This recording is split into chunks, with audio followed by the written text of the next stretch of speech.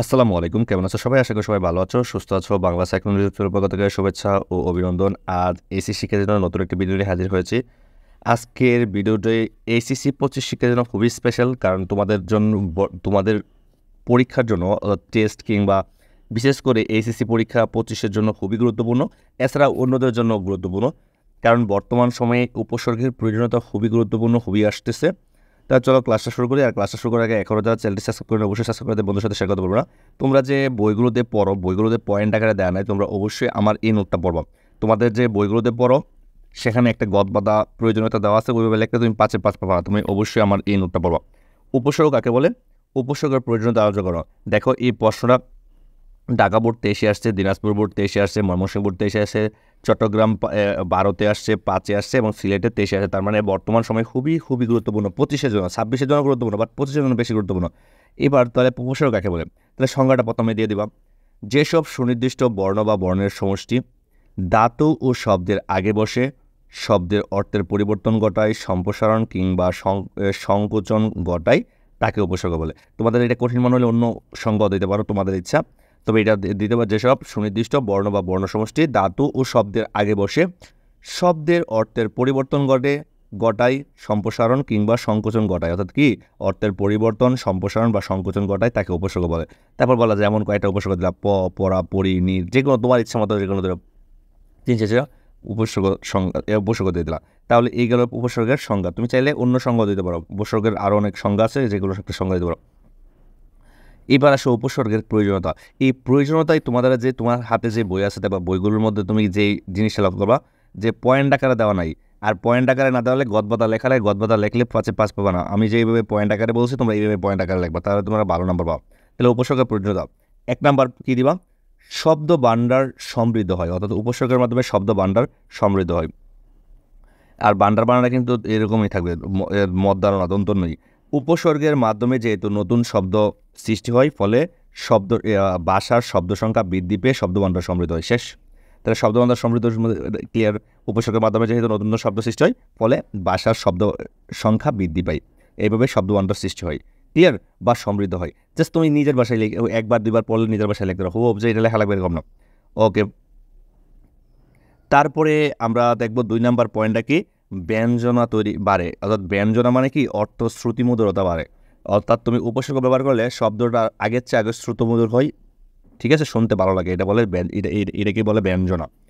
উপসর্গের ব্যবহারে শব্দের ভাব ব্যঞ্জনা অনেক গুণ বেড়ে যায়, অর্থাৎ আগের চেয়ে শুনতে শ্রুতিমধুর হয়।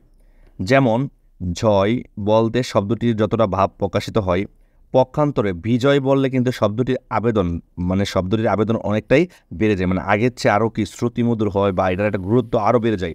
জয় আর হচ্ছে বিজয়, বিজয় মানে আমাদের শরীরের মধ্যে একটা এনার্জি, দেখো একটা উচ্ছ্বাস আসে, তার মানে এই একটা আবেদন বা একটা আবেদন বেড়ে যায়, অর্থাৎ ভাব বেড়ে যায়। ক্লিয়ার? তার 2 নাম্বার পয়েন্ট অলরেডি বুঝছো। এবার 3 নাম্বার পয়েন্ট, এই 5টা পয়েন্টে দিছি, তোমরা 5টা পয়েন্টে লিখে দেবো অল্প কথায়, তাহলে 5-এ 5 পাবা ইনশাআল্লাহ। তারপরে প্রকাশ ক্ষমতা বাড়ে। তুমি চাইলে প্রকাশ ক্ষমতা বাড়ে উপসর্গের ব্যবহারে। দেখো প্রকাশ ক্ষমতা বাড়ে, পয়েন্টগুলো আমি ভালো করে মনে রাখবা। উপসর্গের ব্যবহারে ভাষার প্রকাশ ক্ষমতা বেড়ে যায়। তারপরে তোমরা একটা গল্পের মতো রবীন্দ্রনাথের একটা উদ্ধৃতি টানতে পারো এই জায়গায়। যেমন রবীন্দ্রনাথের এরকম কি বলতো, রবীন্দ্রনাথ ঠাকুর সম্ভবত এই কারণেই উপসর্গের তুলনা করেছেন মাছের পাখনার সঙ্গে। অর্থাৎ রবীন্দ্রনাথ ঠাকুর মাছের পাখনার সঙ্গে উপসর্গের তুলনা করেছেন, কারণ পাখনার সাহায্যে মাছ যেমন ডানে বায়ে সামনে পেছনে চলার জন্য বিশেষ গতি লাভ করে। অর্থাৎ পাখনা আছে বলে কিন্তু সামনে ডানে বায়ে পিছনে যাওয়ার সে একটা গতি লাভ করে যাইতে পারে সহজে। ঠিক তেমনি উপসর্গের মাধ্যমে শব্দ তার ব্যবহারিক ক্ষেত্রে বিস্তৃতি গড়িয়ে থাকে। অর্থাৎ উপসর্গ ব্যবহার করে আমরা কি অর্থের পরিবর্তন করি, যেমন পরিহার ত্যাগ করা, বিহার ভ্রমণ করা, উপহার পুরস্কার। তার মানে দেখো হারের পূর্বে এক একটা উপসর্গ যুক্ত হয়ে এক এক রকমের অর্থ প্রকাশ করছে। ক্লিয়ার? আমরা এগুলো ধীরে ধীরে আরও জানবো। তারপরে দেখো 4 নাম্বারের কি আছে, অর্থের সম্প্রসারণ ঘটে। নির্দিষ্ট কোনো শব্দের আগে উপসর্গ যোগ করলে অনেক সময় সংশ্লিষ্ট শব্দটির অর্থের সম্প্রসারণ ঘটে, ফলে শব্দটির প্রচলিত অর্থের আবেদনে যোগ হয়ে ভিন্ন মাত্রা, অর্থাৎ কি আগের চেয়ে শ্রুতিমধুর হয়, ভিন্ন মাত্রা যোগ হয় মানে আগের চেয়ে শ্রুতিমধুর হয়। যেমন তাপ থেকে যদি হয় প্রতাপ, বা পরিতাপ কিংবা পরিতাপ, তাহলে আগের চেয়ে কী হয় আরও বাড়ে, মাত্রা ভিন্ন মাত্রা যোগ হয়। ক্লিয়ার? তাপ, পরিতাপ বা প্রতাপ, পরিতাপ বা প্রতাপ এরকম। এরপরে তোমরা 5 নাম্বার যে পয়েন্টটা দিতে পারো, 5 নাম্বার দিতে পারো পরিভাষা সৃষ্টিতে অনেক সময় উপসর্গের মাধ্যমে পরিভাষাও প্রণয়ন করে। পরিভাষা অর্থাৎ বাংলা যে আমরা শব্দগুলো আমরা অ্যাব্রিভিয়েশনে তো কী বলি আমরা, সংক্ষেপণ এরকম বলি না, যেমন এগুলো পরিভাষা সৃষ্টিতে কী করা হয়, এই উপসর্গ ব্যবহার করা হয়। যেমন কন্ডাক্টর অর্থাৎ পরিবাহী, পরিবাহীর এই শব্দটার এই পরিটা হচ্ছে একটা উপসর্গ, তাহলে কন্ডাক্টর হচ্ছে পরিবাহী। তার মানে এমন উপসর্গের এরকম উপসর্গের উপযুক্ত, আচ্ছা উপযুক্তের মধ্যে একটা র্যাপ হবে উপরে, এই যে বানানটার মধ্যে এই যে একটা এই উপরটার র্যাপ দিয়ে উপরে একটা র্যাপ দিবা।